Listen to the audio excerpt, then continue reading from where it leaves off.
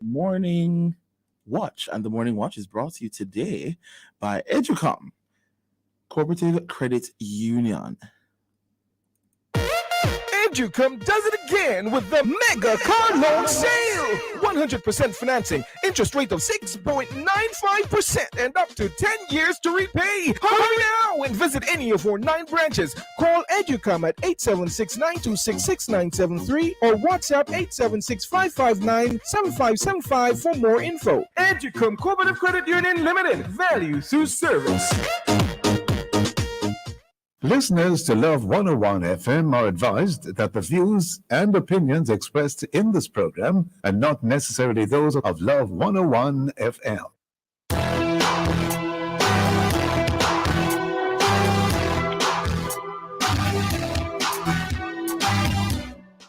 Hello and welcome to the Morning Watch on Love 101 FM. I'm your host, Dylan Toussaint. A special welcome to our listeners on love101.org, and if you are overseas and on the move, U.S. listeners can access us at 712-832-8001. And if you're in the UK, 0330-332-6541, or join us via the Love 101 FM app that can be downloaded from the Google Play Store or the Apple Store. You can also join us on Love 101 FM Facebook and YouTube Live. In the first watch today, the road to becoming a republic. And in the second watch, domestic abuse. It works both ways. For our social media question, we ask, how will Jamaica becoming a republic benefit you personally? Again, how will Jamaica becoming a republic benefit you personally? Please share your responses on our Love 101 FM Facebook page and YouTube channel, and also on WhatsApp 876-997-3125 using the hashtag The Morning Watch. We'll share your responses later on in the program, but before all of that, here's our quote. Today's I quote is an integrity quote, and it says, "Your talent determines what you can do. Your motivation determines how much you're willing to do, and your attitude determines how well you do it." And this quote is by Lou Holtz. Yeah, good morning, Joka. Good morning. Yeah, talent, motivation, and attitude, all very important. Definitely. Yeah. By the way, what are your thoughts on the feedback question? I'll give them at that time. Later on. Oh, later on. Yeah. You want to hear them the responses first before you give them? Yeah. All right, so I hear you loud and clear. The first watch will be back after this break.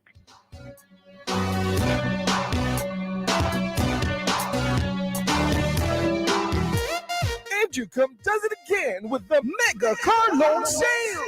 100% financing, interest rate of 6.95% and up to 10 years to repay. Hurry now and visit any of our 9 branches. Call Educom at 876-926-6973 or WhatsApp 876-559-7575 for more info. Educom Cooperative Credit Union Limited. Value through service. Do you have a heart condition? Your care should be in the hands of our experienced cardiovascular team at Partners Interventional Center of Jamaica. We're one of the leading heart centers for angiogram, stenting, pacemakers, EP studies, and ablation therapy. PICJ has the expertise and latest technology to treat all your heart needs. Call 876-995-7425 or email info@pic-jm.com for appointments. PICJ, your partners for life. I feel follow Grace Sardine, follow the better flavor. Grace Sardine with the chef and the making up. Follow the one with pepper, that are the winner. Shop on supermarket, everybody sell it. Do all of them nice. Pass the back, let push it. Grace Sardines, follow the better flavor.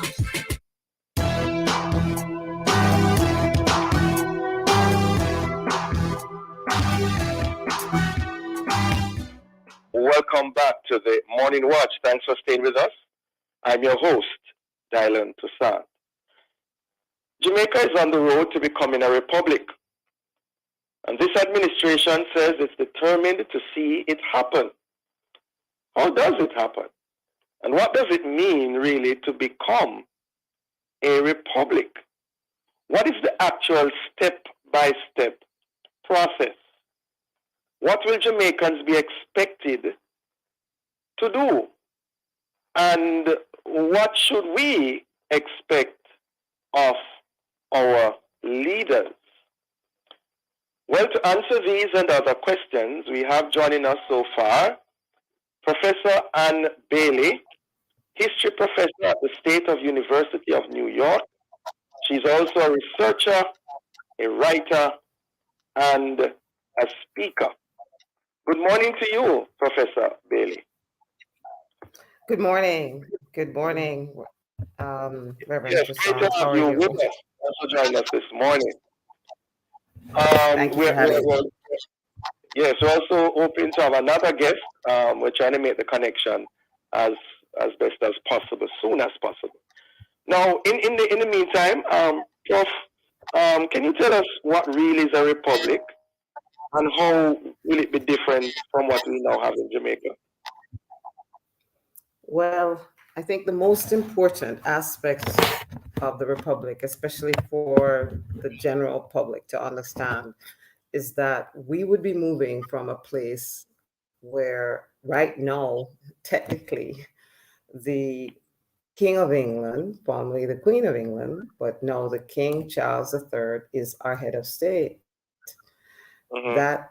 That is that is the actual position that we are in right now. The Privy Council, which all lawyers and judges know very well, is effectively our Supreme Court. We do, of course, have relations with the International Caribbean Court, but council still holds great sway, and the Privy Council is located in London. So to move to a republic means that Jamaica would be fully independent in every way, and it would now really be able to determine our own fate. Yeah. Well, historically, Professor Bailey, how prevalent, and may I also ask how successful have republics been in our region especially? Well, I can't, what I think is for us to look at is to look at it internationally. If you look at the international scope, you see that, every nation that chooses to go their own way, they still have to have strong partnerships with other nations. And we would still maintain, the hope is that you would still maintain a very strong relationship with Britain. In fact, one of the things that I have argued is that we should go back to the favored nation status that we had with Britain prior to 1998. And what would that mean for our farmers? That would mean that the everyday farmer would have a market with Britain.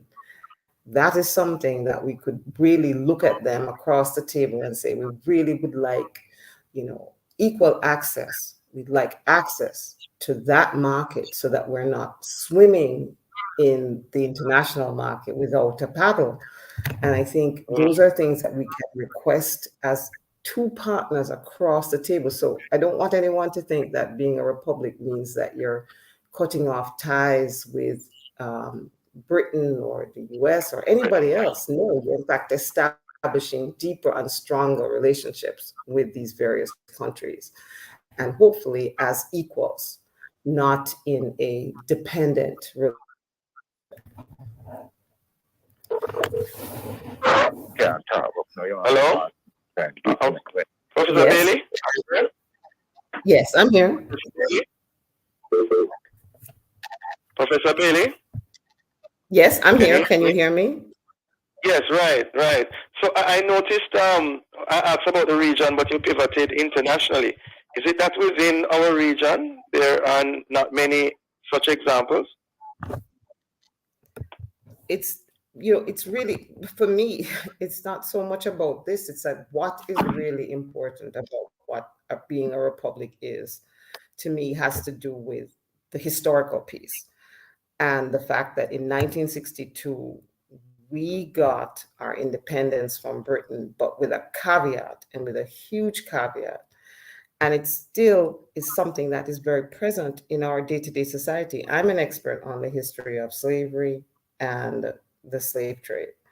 And I can tell you that without the reparations that we were due, after slavery ended in the 1830s, we, even with this so-called independent status that we got in 1962, did not really get a chance for a full reset. And I think we have to you can't just look at what is somewhere else. You have to look at our particular country and its history and say, how can we get a reset? And I think if you look back at independence, there was this great hope for Jamaica. And I'm not saying that hope has dimmed, but there is really a lot of cynicism now, which is different to what we had in 1962. I think the opportunity for a republic plus the opportunity for reparations, that will absolutely give us that boost again. We need to focus on our own country and the trajectory that we have. Okay. I understand. Attorney at law Bert Samuels is on. Good morning to you, Mr. Samuels. Morning to you and your listeners and my. Yes, on the other end of the line is Professor Ann Bailey. All right. Mr. Samuels, can you hear me still? I'm hearing you clearly. Yeah. Pros and cons of Jamaica becoming a republic. Can you give us some ideas there? Okay. Firstly, it seems to me that a referendum is required by the Constitution.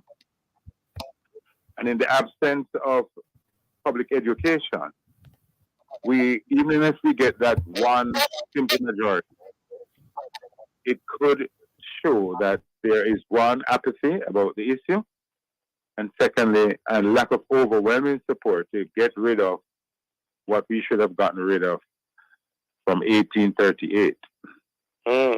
And therefore, getting rid of the monarchy by way of a referendum requires public education. For example, the role of the monarchy, Charles' successors, owned the Royal African, was involved in the crime of human trafficking almost 2 centuries for gain, transporting our predecessors and our ancestors across the Atlantic Ocean for gain. So the king, the throne, the monarchy in England was engaged in the transportation and hence the Atlantic slave trade. And our people, if we were educated, we would not have been, for example, in 1865, before the Morant Bay Rebellion. People sent and petitioned Queen Victoria to help them. We have always felt that the monarchy is God sent, and therefore every morning in our courts, we say, God save the king. We did that yesterday morning, and all the courts in Jamaica will open this morning saying, God save the king, whose predecessors enslaved us. That's my take. Yes. Professor Bailey, your thoughts on that? It speaks back to what I said. And hello, Mr. Samuels. Mr. Samuels, obviously an eminent lawyer and on the Reparations Council. You can speak to this, particularly the fact that the Privy Council is still very involved in our affairs, which when I share that with students abroad, they think that's quite curious, that we are independent, but yet we have a Supreme Court somewhere else, so to speak. So these are all aspects, and maybe the everyday Jamaican doesn't know that it affects them, but it does affect them. And okay, I'm sorry, Prof. Let's stick a pin right there. We're up on a break. We'll be right back. Okay.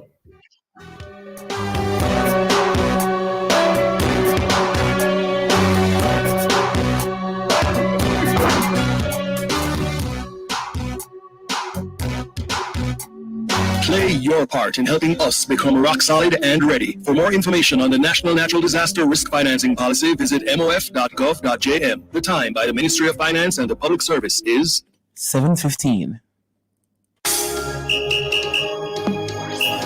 Are you Ready for another exciting show inside Alive 1 to 5 this Throwback Thursday, June 1? Well, join me, your host, Sarah and the Chirpy One, for another time to recollect and reconnect. Stay tuned for the brain-testing Menticize at 1:45. Then Prayer Blast will be at 2 o'clock as we ring in the prayer bells of heaven. 2:15 inside Pieces of the Past. We share some more historic fun facts with you. Then at 3 p.m., stay with us for another Memory Lane episode of Make We Talk. All this and more will come alive 1 p.m. to 5 p.m. this Throwback Thursday, June 1 on the family station, Love 101. Celebrating 30 years of music, family, and love.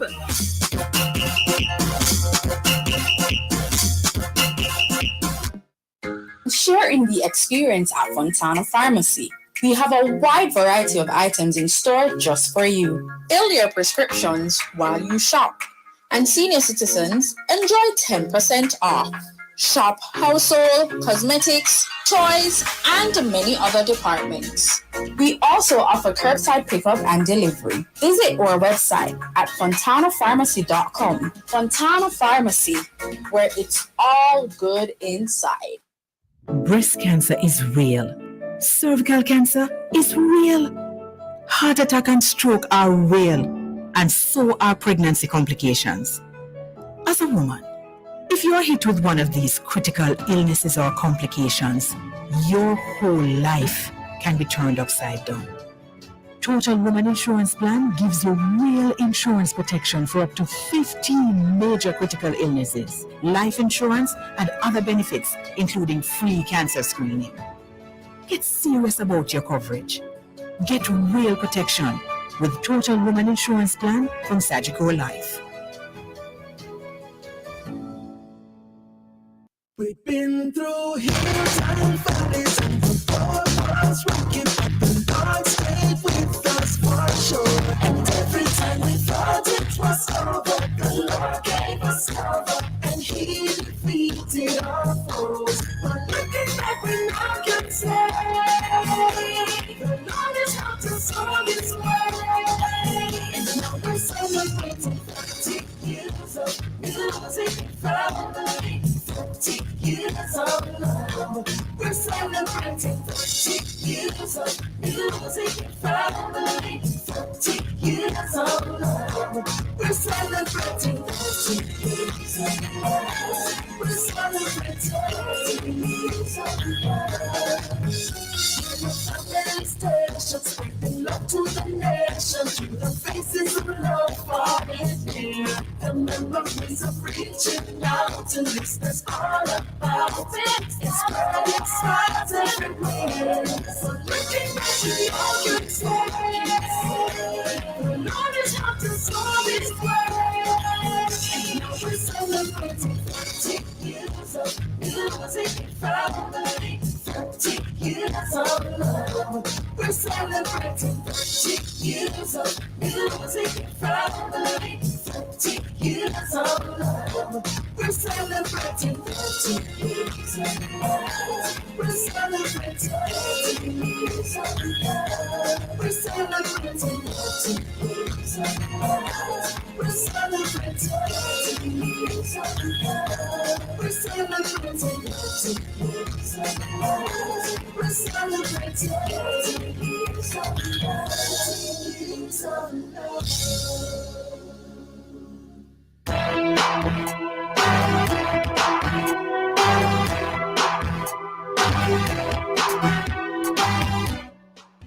Welcome back to the Morning Watch. Thanks for staying with us.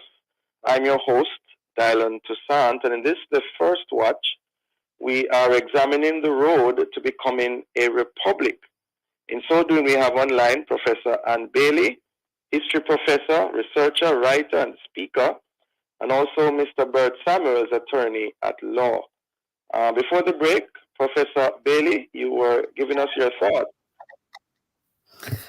Right. So, you had asked earlier about other countries, and obviously Trinidad comes to mind, and they have done well with the structure of a republic, and Barbados has recently become a republic. I think the most important thing, though, and Barbados has been doing fairly well economically, the most important thing, though, is the psychological change. And I think you really have to look at that. Jamaica needs a reset in terms of its thinking, in terms of its idea of what's possible, what the future may bring. And, you know, a republic 60 years plus on after independence could really give Jamaica that sense of hope of let's do something new. This is not something cosmetic like just painting another house, you know, but the house has no electricity, it has no water, but you're just painting the outside. This is something that could really put us on the path to full development, not just enclave development in various parts of the country. And I really hope that that's what a republic is. That's what it means to me, not just a change of the head of state being King Charles to the people now being, you know, the responsible party. It's being given back to the people, but it really means that we're trying to now develop the entire country at the same standard, every corner from rural Jamaica to inner city Jamaica. And that's what I'm looking forward to. Yeah. So far, I'm hearing from you the pros. In terms of Jamaica needing a reset, civic council concerns our independence, carting out the vestiges of our colonial past, and reparations. Are there any cons? Are there any downside in terms of this this change into a republic, Mr. Samuels? Okay, that's an interesting question, and there's a little mischief in it because you say there be anything wrong with getting your freedom in a fulsome way. However, there can be nothing wrong in getting your freedom. I think when we got under that Wongo tree, I didn't use the word wrong, though, if you notice. I really didn't use the word wrong. Okay. I don't want to say it because it's out there in the society. There are people who want to hang on to the monarchy. Listen, man, there were 300 years of education from them. And therefore, it lingers in the minds of others that we need to depend. That's why the people were petitioning Queen Victoria when it's her friends, the planters, who she had paid. Look at it. In 1865, the planters were spending their monies for 27 years. And we were down here petitioning the Queen of England when she gave her friends money and didn't give us a pound. But to say what it is, we in the reparation movement are of the view that we should hold off on the monarchy, removing the monarchy, until the petition filed in the Privy Council is heard. Now, not that needs some public education. The petition is really that the Privy Council Act, which allows someone to petition the Privy Council for matters of injustice, for example. We have in draft a petition to have the question of transatlantic slavery declared a crime against humanity. Now, if we remove the Privy Council when we remove the monarchy, and we don't have that petition filed, then we could find ourselves in a little problem. So let me just be clear about this, because people will think that I'm saying the monarchy should remain. All I'm saying is a question of timing. We should file the petition in the Privy Council to declare slavery a crime against humanity, because Rastafarians in 1962 were ahead of us. They said we don't want any independence until we get repatriation, which is a part of reparations. The crime of human trafficking must be reversed, and the Atlantic must now see the ships going in the opposite direction. That's what the Rastafarians were saying.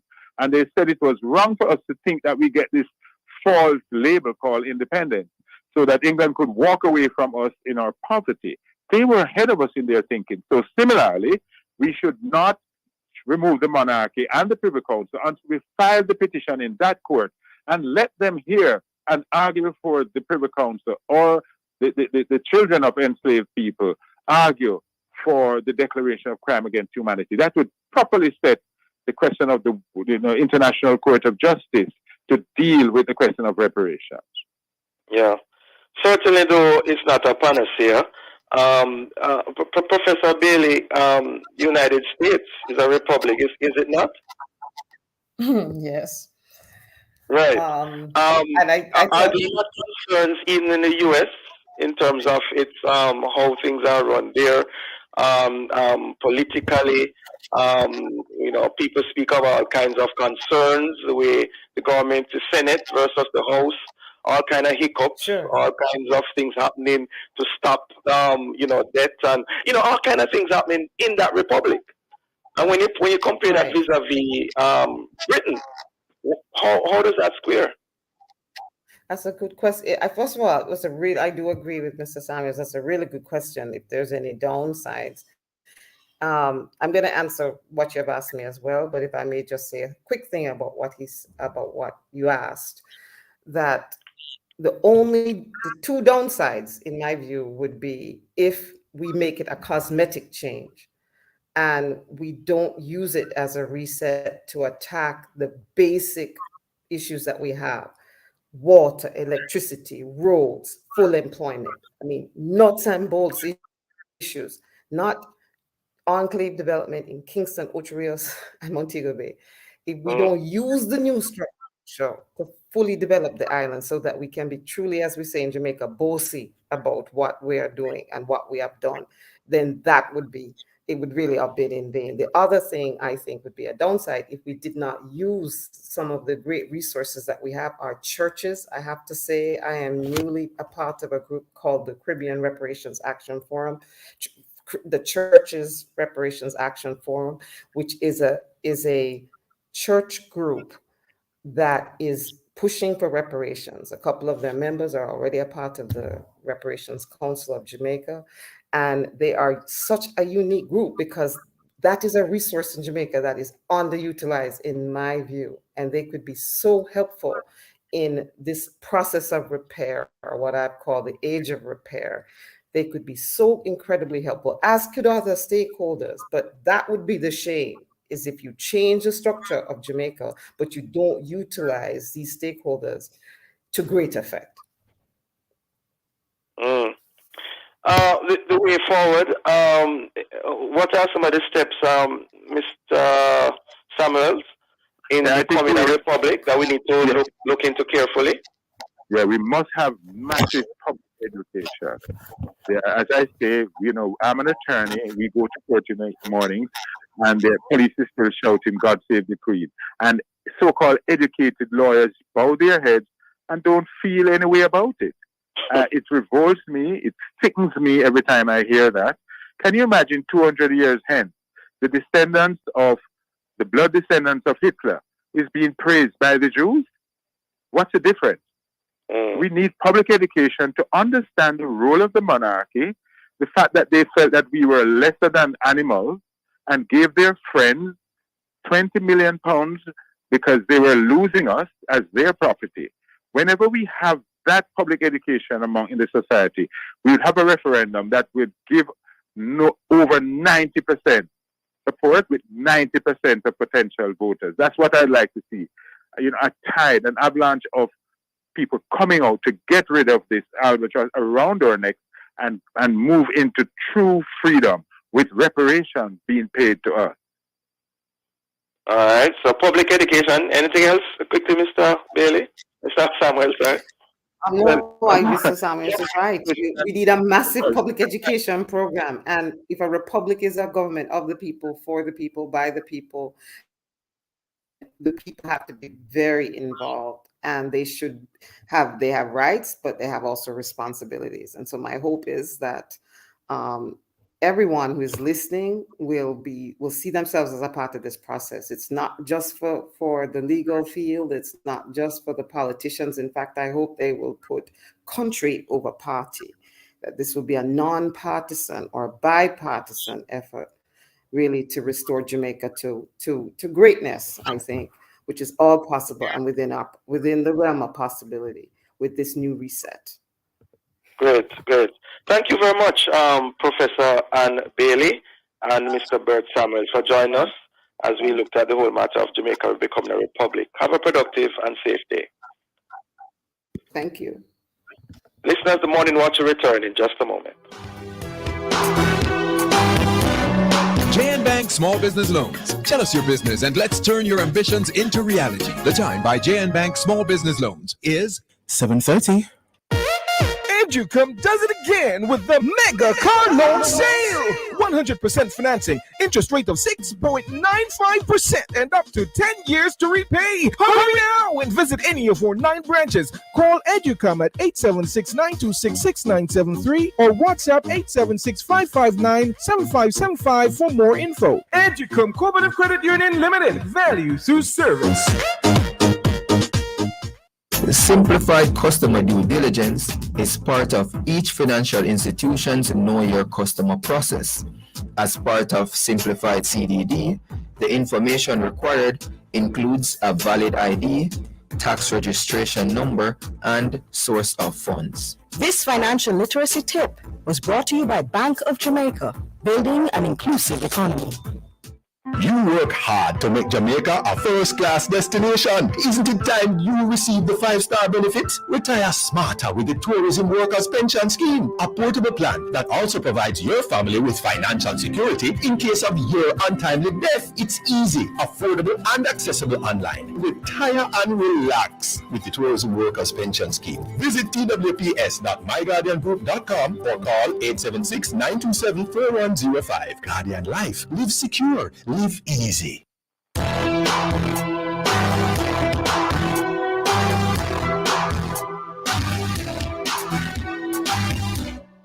Welcome back to the Morning Watch. Thanks for staying with us. I'm your host, Dylan Toussaint. Let's now look at the newspapers to see what Jamaicans and others are saying and doing in the Gleaner. Stupidness. Holness addresses rumors Jamaica is going cashless. Also, the Commissioner of Police says youth integral to JCF transformation. In the Observer, cops to join CXC probe. CTOC being called in to investigate alleged maths exam paper leak in Jamaica. Also in the Observer, baseless and irresponsible. Xavier May's lawyer dismisses Integrity Commission report of conflict of interest. Read 2011 Legal Services to FCJ. And finally, in Loop News, Sykes pitches use of container courts at some rural stations. Interesting. And then we see also in the Loop News, Italy, Nigeria, and Brazil advanced to Under-20 World Cup quarterfinals. Congratulations to them. All right. Those are some of the newspaper headlines, and have a look when you can. Coming up next, we'll read some of the feedback from our social media question. How will Jamaica becoming a republic benefit you personally? Again, how will Jamaica becoming a republic benefit you personally? We're asking you, please, to leave a comment on our Facebook page and YouTube channel, Love 101 FM, Jamaica, or WhatsApp 876-997-3125. Soon come back.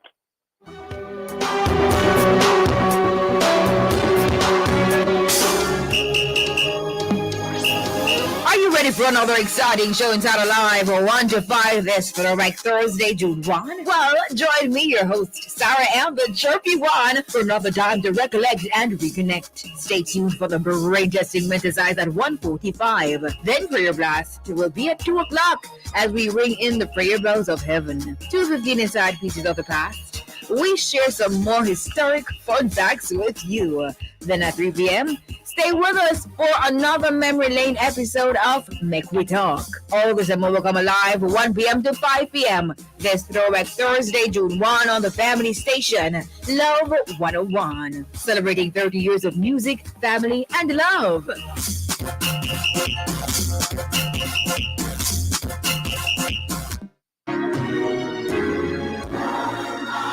Come with us as we explore 30 days through the Word with love in the month of June. We will be sharing excerpts from 30 Days in the Word by Reverend Dr. Sharna Knowles. What a journey it will be. Be sure to listen in each day and follow the devotional. At the end of the 30 days, you may just win a pass for the Chosen by God conference scheduled for Saturday, August 12 at the Jamaica Bible Church in West Green, Montego Bay, hosted by author Reverend Dr. Sharna Knowles and facilitated by Elder Sharon Nelson. 30 Days in the Word, Mondays, Thursdays, Fridays, and Saturdays at 11:05 a.m., Tuesdays, Wednesdays, and Sundays at 9:15 a.m. Right here on Love 101, the family station, celebrating 30 years of music, family, and love.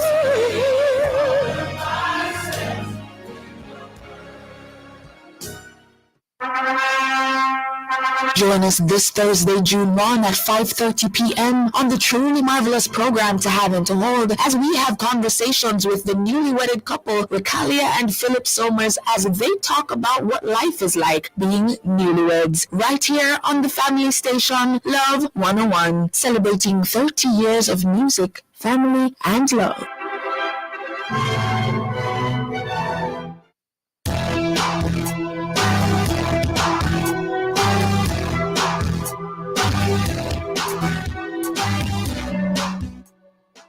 Welcome back to the Morning Watch. Thanks for staying with us. I'm your host, Dylan Toussaint. Let's now join Jokal for a look at how our Facebook, YouTube, and WhatsApp friends answered today's question. How will Jamaica becoming a republic benefit you personally? Jokal? Yes, so I do have some responses here on WhatsApp. The first one is from Edna, and Edna is in Montego Bay. Let's hear what she is saying. Good morning, Morning Watch. Good morning, 101 listeners and staff. Quite frankly, I don't know how Jamaica becoming a republic will benefit me. I don't have a clue.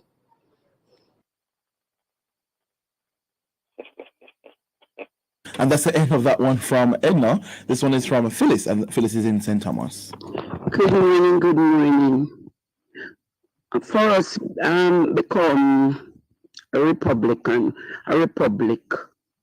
has nothing to do with us. It's gonna be same old, same old. Up on the top might be different, but down here it's gonna be same old, same old. So let us hold our breath, because it won't be better. It might be worse. Hold our breath, because it won't be better. It's gonna be worse. That's what Phyllis in St. Thomas said. And that's the end of the responses that we have here. Serious thing going on there. Hold our breath. And I said I don't have a clue. Don't have a clue. Oh boy. Anyway. Yes, life goes on. Thank you very much for those who responded. Now as we segue into the second watch, again the beast called domestic violence has raised its ugly head. This time there may be a seemingly unlikely or unusual twist. And without names being called, we'd like to discuss the issue of domestic abuse from the other side. That is, the man being the victim. And to discuss these and other related issues, we have joining us Dr. Leahcim Semaj, founder, chief ideator, above or beyond transformation psychologist, and Reverend Dr. Raulston Nembhard, retired Anglican priest, author, and columnist. Good morning to you both. Good morning, Dylan. Good morning to all your listeners and my colleague guest. Yes, morning to you both. Thanks for joining us. Dr. Semaj, for the record, does domestic abuse occur only in families, and how prevalent is it within our society today? Well, I guess we talk about intimate partner violence, because that's just a subset of the violence that is in Jamaica. Jamaica is a violent society. And interestingly, while we're talking about this, in media you have this thing about man bite dog. That is a big story because you expect dog to bite man. But I think I have always taken the position that intimate partner violence is both ways, but we tend to focus mainly on the physical aspect. There's emotional violence, there's verbal violence, and there's physical. Women are usually better at the emotional and the verbal section in any conflict. There's an emotional component, there's a verbal component, oftentimes there's a physical component. So the broad construct of what we're talking about anger management and conflict resolution. So I really hope that, given the present news situation, we broaden it to make sure that we're talking about this core issue we have as a people in Jamaica: anger management and conflict resolution. Actions fueled by anger are often satisfying, but many times regretted. So whether you're a man or a woman, again, anger management and conflict resolution. Women are now moving from just emotional and verbal to also physical. We see this in many aspects of their behavior. We're going to talk more about that. Interesting. Women are now moving, you said, from that. Okay. Reverend Nembhard, how serious an issue is domestic abuse within the church today? Well, it's a serious enough issue, especially throughout the entire society. I don't see manifest expression of that domestic violence in the church. It happens, but I would think that most times people would go to the pastor or any other counseling situation that they have to deal with these problems. So it is not expressed openly as a problem, but I'm sure that there are problems, and people try to deal with them, in a more surreptitious manner, rather than these overt expressions of violence. That would be my thinking there on that. Yes, there's not so much in the church, you would say. It's really.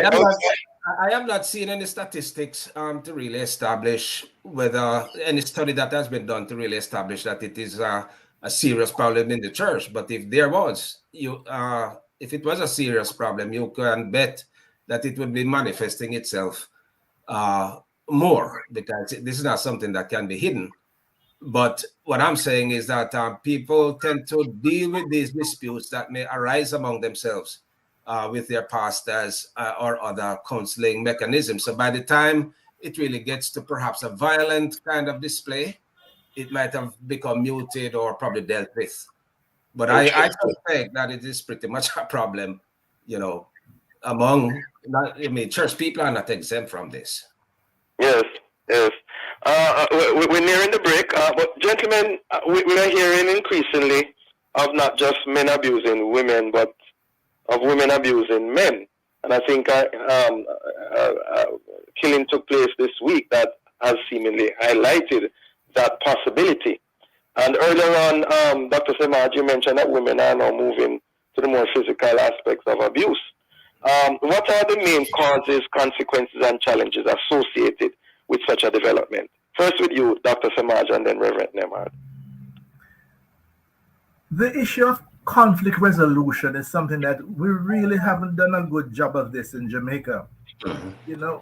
Conceived in sin, shaped in iniquity. Huh? A lot of Jamaicans strongly believe in this thing called corporal punishment.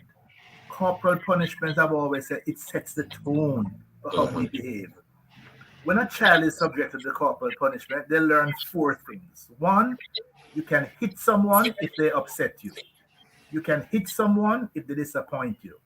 You can hit someone if they did something wrong. You can hit someone if you're bigger than them. So that it continues through life.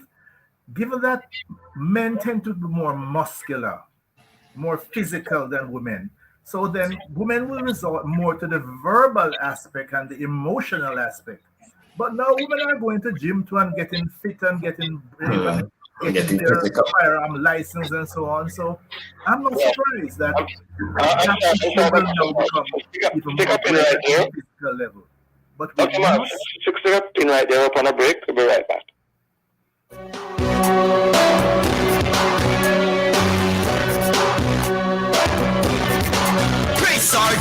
the chef and the beginner. Follow the one with pepper, that are the winner. Shop on supermarkets, everybody Great selling. sardines, follow the better flavor. The time is 7:45. Come with us as we explore 30 days through the Word with love in the month of June. We will be sharing excerpts from 30 Days in the Word by Reverend Dr. Sharma Knowles. What a journey it will be. Be sure to listen in each day and follow the devotional. At the end of the 30 days, you may just win a pass for the Chosen by God conference scheduled for Saturday, August 12 at the Jamaica Bible Church in West Green, Montego Bay. Hosted by author Reverend Dr. Sharma Knowles and facilitated by Elder Sharon Nelson. 30 Days in the Word, Mondays, Thursdays, Fridays, and Saturdays at 11:05 a.m., Tuesdays, Wednesdays, and Sundays at 9:15 a.m. Right here on Love 101, the family station, celebrating 30 years of music, family, and love.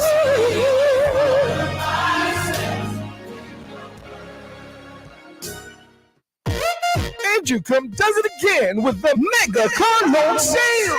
100% financing, interest rate of 6.95%, and up to 10 years to repay. Hurry now and visit any of our 9 branches. Call Leahcim at 876-926-6973 or WhatsApp 876-559-7575 for more info. Leahcim Cooperative Credit Union Limited. Value through service. From generation to generation, Jamaicans have depended on J&B Bank to make the pride and joy of providing a safe place for their families possible. Now, with no processing fees and no down payment mortgage options, you can open the door to your own sweet home, a legacy to hand to your next generation. Visit jnbank.com to get pre-approved today. J&B Bank will help you find a way. Say it with Oreo and win $1 million and other grand prizes, family trip, TV, and PlayStation set with the Say It with Oreo promotion. Entering is easy. Buy 5 packs of limited edition Say It with Oreo. You have 4 ways to enter. In-store drop-offs in participating stores. And in your entry to PO Box 2000 CSO. Enter via WhatsApp at 876-284-8300 or online at www.oreopromotions.com. So what are you waiting for? Participate now. Authorized under Section 58(3) of the Betting Alien Office Act.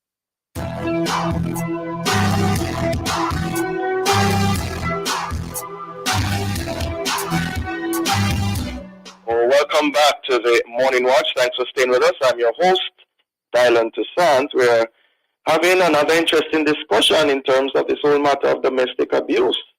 It works both ways. And in so doing, we have online the Reverend Dr. Raulston Nembhard, retired Anglican priest, author, and the columnist, as well as Dr. Leahcim Semaj, founder and chief ideator above or beyond transformation psychologist. Before the break, Dr. Semaj, I had broken your train of thought. You'd like to complete it quickly? No, I was just establishing the foundation on which this whole process. We shouldn't just look at it in terms of just the immediate event, but the fact that as a society, from the slave catchers, from slavery, from colonization, violence has been the cornerstone on which behavior management has been established.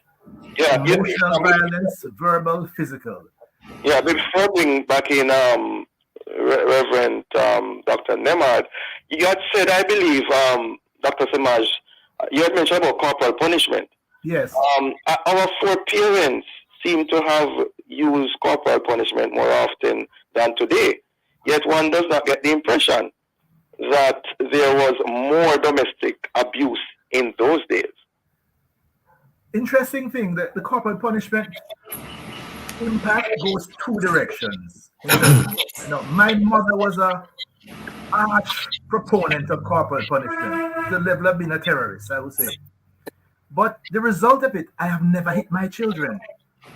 What I got from that, I will never subject another human being to that kind of treatment. So that is one side of it. But at the same time, But you're making a while ago, I'm not sure how you would do that in the corporal punishment and what's going on today. No, because of what you experience. I mean, the fact that you experience. It's less today, it's believed, than it was then from parents. I am not so sure, because every time the issue comes up, there's a large outpouring of yes, you spare the rod, but you spoil the child. Children must get beaten and so on. I mean, we hear that quite a lot. What I'm saying is that the experience, you either perpetuate it or you decide, I will never do that to my children. I think the statistics I'm hearing is that it's less now because people are more aware, like yourself, and more conscious of the negative effects, and so less people are doing it. But anyway, Dr. Nembhard, your thoughts on that? Right. I would think that there's a sense in which this kind of corporal punishment can induce anger in persons, and this anger can be built up over time and manifest itself into open violence at different times, like in these domestic cases.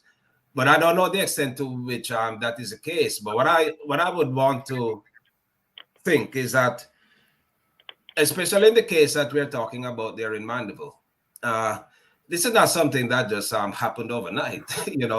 What we saw just 2 days ago is a manifestation of what has been taking place over time and the kind of build up of anger in the perpetrator of that particular action, coming to a point where she no longer could probably, whatever she might have seen as abuse.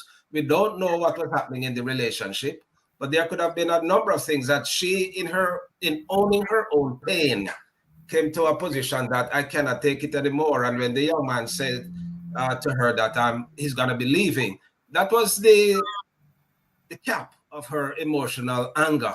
Allegedly. Yes. But insofar as that is the case, let me say, that could have been the thing that induced that violent reaction. But one doesn't really know. But on another level, where, and Dr. Semaj alluded to this, the whole matter of dispute resolution. We do not resolve conflicts easily in our society. Going back again, all the way back, I guess, to the experience of slavery. But,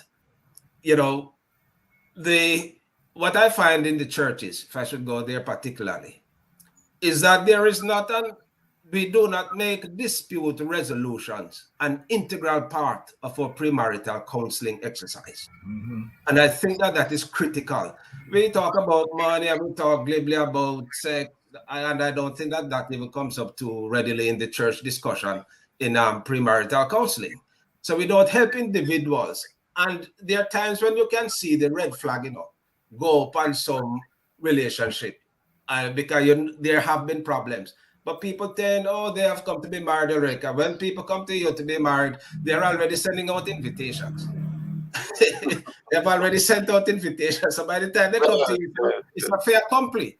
And so many ministers, to be frank, don't spend the time to delve into the personal aspects of their relationship, especially in dispute resolutions, and to make that an integral part of what they do. That is one deficit I find in premarital counseling in the church. And then later on, they have to deal with it in marital situations now.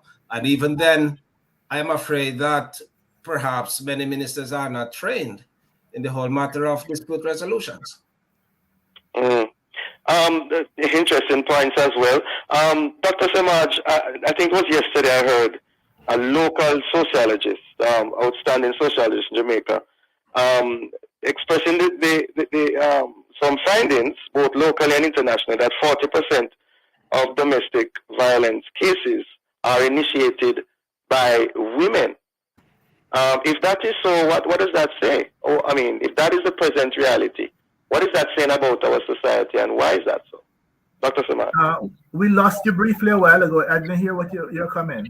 Yeah, sorry. I said that yesterday I heard a local sociologist who of note stating that there's data now, documentation, both locally and internationally, which state that 40% of domestic violence cases are initiated by women.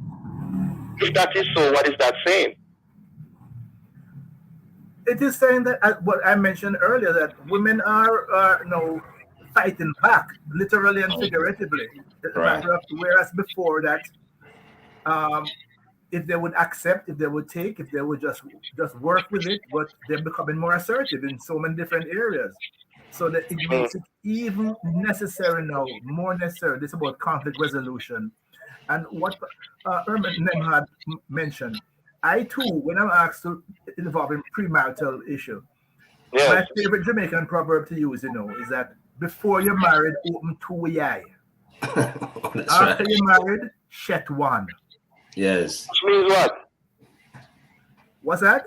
What does that mean? Especially the second part of it. No, well, the first part. Let's deal with the first part. Be very, very careful. Ask all the hard questions. Note exactly the issues. Two of my daughters are happily married, but from the day I met their intended, the first thing I established, I will never relinquish my right as protector. If you hurt my daughter, there's a consequence to it. So we make it clear. When somebody comes to me with an issue, I say, where's your father? Where's your father? Where's your uncle? Where's your pastor? Dr. Semaj, what would be the consequence? We're talking about violence here. What would be the consequence? Look, I am a very, what should I say? There are many, many ways to deal with situations which you don't have to resort to. And in fact, my children have told me, well, I've never hit them. They said, Daddy, I wish you would just beat us and get this over with. But I can put together a disciplinary activity that makes sure the lesson is learned and learned very well. So you don't have to, bring yourself down to that.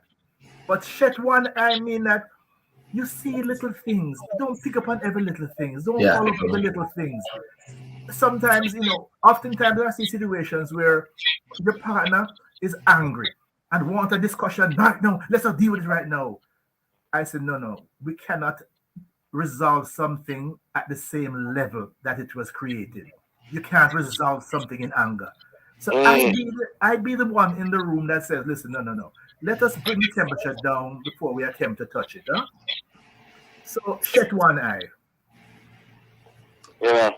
Going forward, Dr. Nembhard, and then back to Dr. Semaj, what should we do? What needs to be done more or less in our society? Well, we go back again to the whole matter of how do we resolve conflicts. And I know the police force has violence intervention centers, and we have restorative justice centers that have been established in the communities. But again, I would like to see a more active engagement of the churches in the local communities with regard to this kind of problem. And I would like to see conflict resolution, dispute resolutions to be a more integral part deliberately of our counseling programs and what we do in the community. Dr. Nembhard, any word of advice to them? What should they and should they not do in a situation of abuse that they are living in? You mean to the persons who are in abuse? Yes, persons who are abusing and the abuser. Sadly, when it comes to the violent part of it, that tends to be the end of what had been simmering below.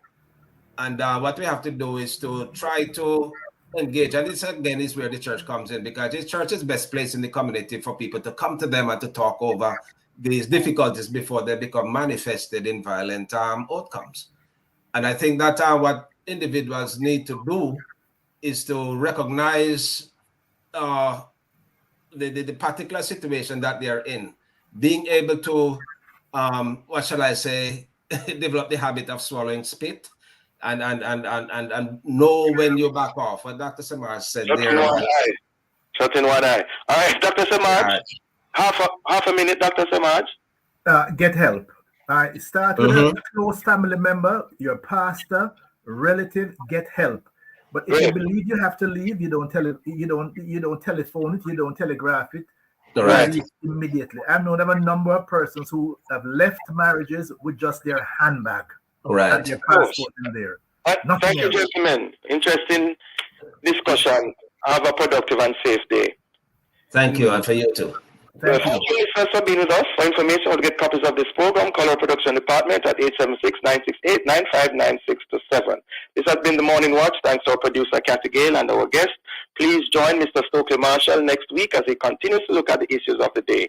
I'm Dylan Toussaint, giving a shout-out to the pastors and members of the Webster Memorial United Church. As I hand you back to Love in the Morning with Jokal Dyer.